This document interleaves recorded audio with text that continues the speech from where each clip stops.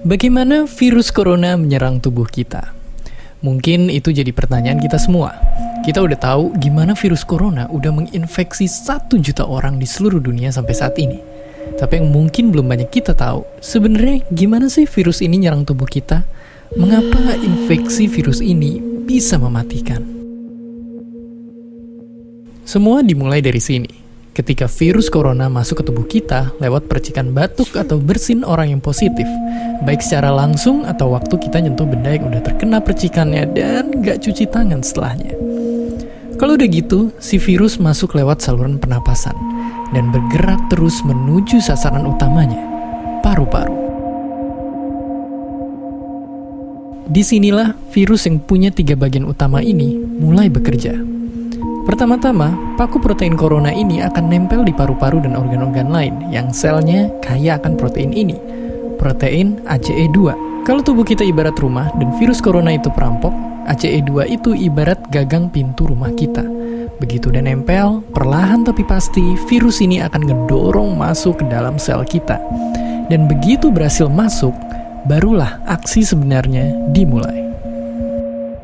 Di fase ini, tubuh virus corona akan membuka dan sang hacker pun terbebas.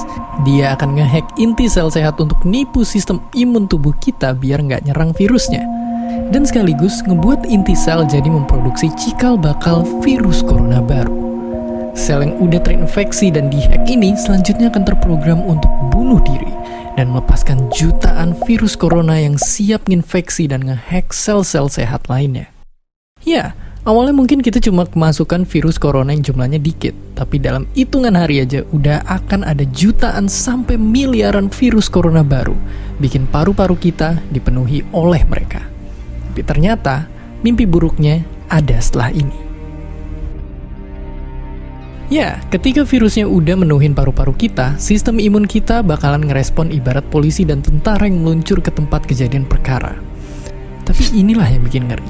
Di sini, virus corona jadi penipu ulung yang bisa ngakalin sistem imun kita. Mereka bikin sistem imun nyerang membabi buta termasuk nyerang sel-sel sehat kita.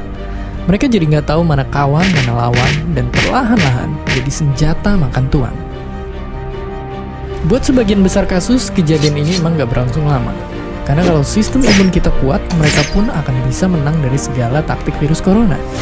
Tapi terkadang tubuh kita sedang lemah, dan kalau udah gitu efeknya bisa parah. Kita bisa kena radang paru-paru akibat sel sehat di sini yang udah nggak bisa nahan bakteri pneumonia.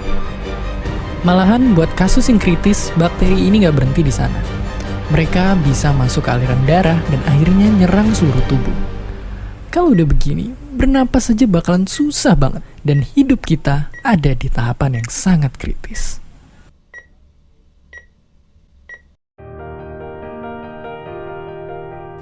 Ya, mungkin dengan fakta-fakta barusan bikin kita takut dan khawatir.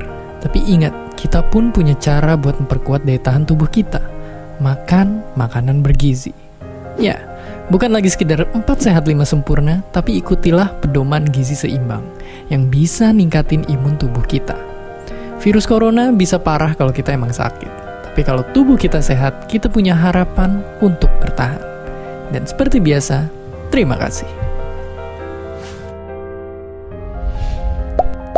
Terima kasih udah nonton Kok Bisa. Punya pertanyaan lagi? Tulis aja di kolom komentar di bawah.